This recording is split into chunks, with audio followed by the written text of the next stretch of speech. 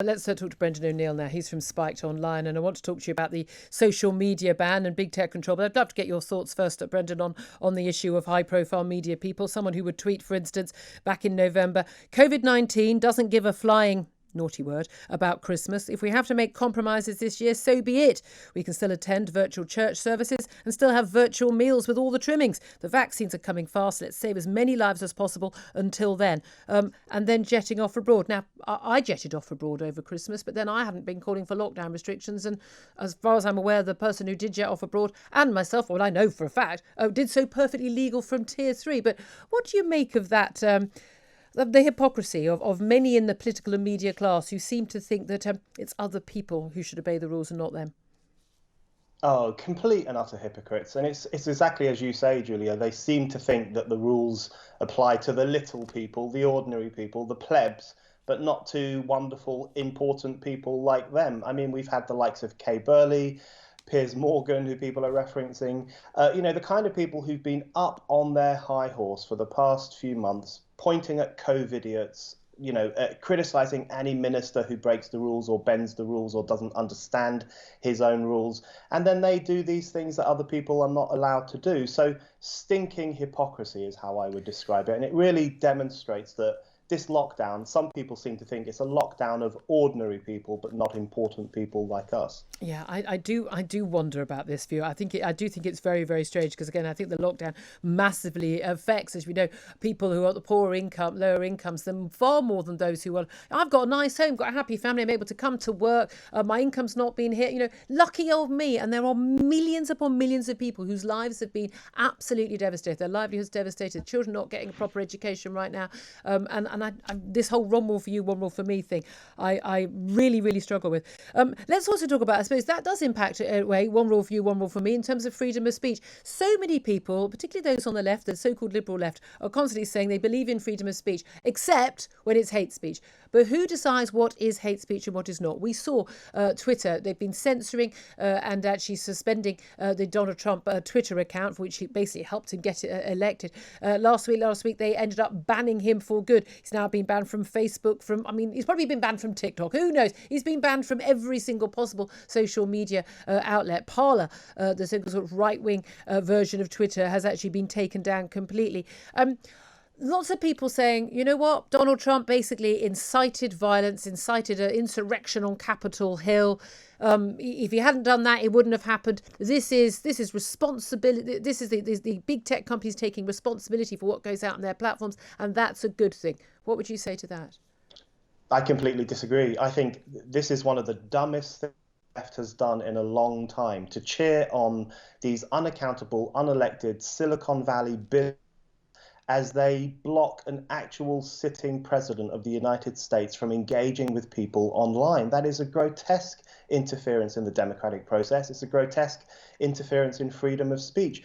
And I don't buy their arguments at all that Trump crossed a line. I mean, we can talk about whether Trump crossed the line. That's a different matter. But the truth of it is that these people who are cheering the banning of Trump also cheer the banning of feminists who simply misgender someone, or people who tell off-color jokes, or talk radio when it gets taken off YouTube for a few hours because it dares to promote or rather interview people who have an alternative point of view on COVID to the government.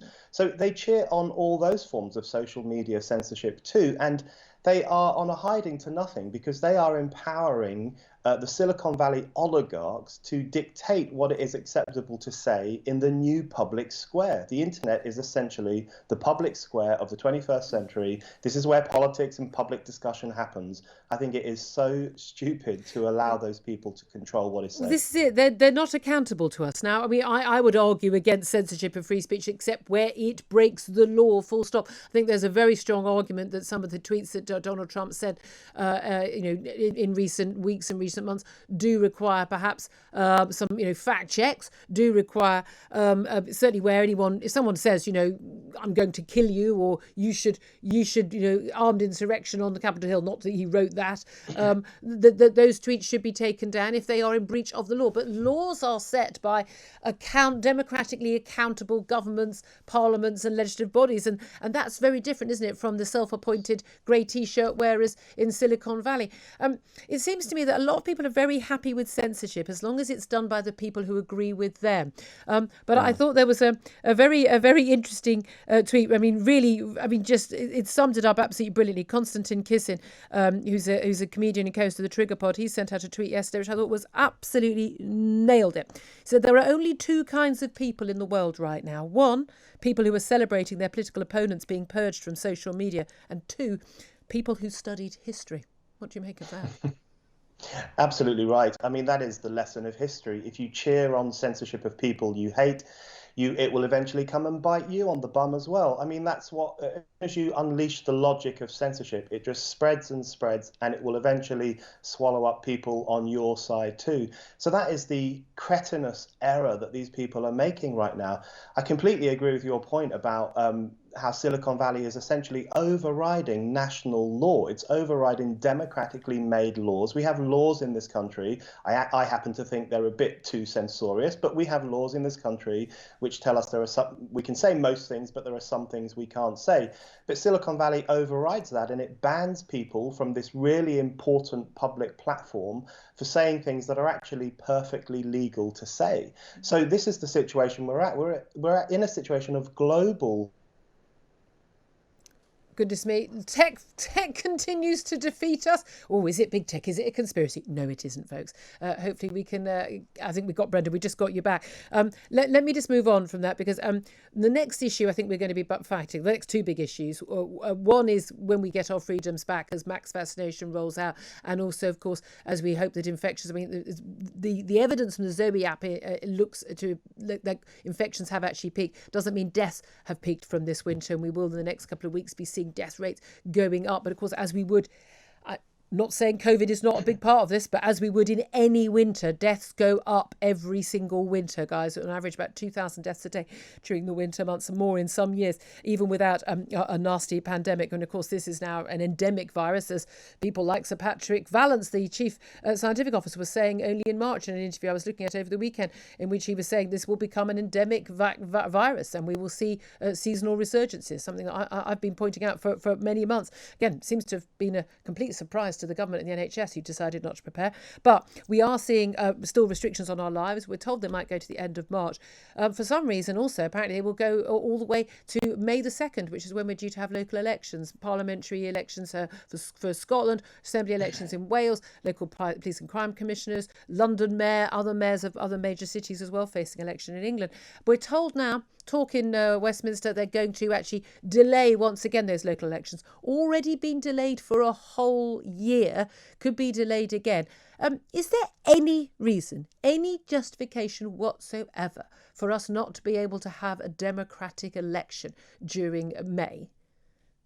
Absolutely not. And I think it would be an outrage. If these elections are called off, if they're postponed again, it will be an outrage against our democratic rights. We've already lost most of our civil liberties. We've already seen Parliament being suspended for part of this crisis. We've seen Parliament nodding along like a nodding dog to everything that the executive comes up with. Democracy has been in crisis for the past year, and it will get a whole lot worse if these elections are postponed. And the annoying thing is, 17.4 million of us voted to take back democratic control from the European Union. Now we're going to have democratic control taken away from us, potentially by our own government. These elections must go ahead. If we treat democracy seriously, we will find a way to make these elections happen in a safe way. I mean, the Americans were able to have that election. Could you imagine, just finally, if Donald Trump, there was some mooting of him possibly postponing those elections using the pandemic as an excuse, constitutionally not actually able to do that. It's in the Constitution, the date the elections must be held.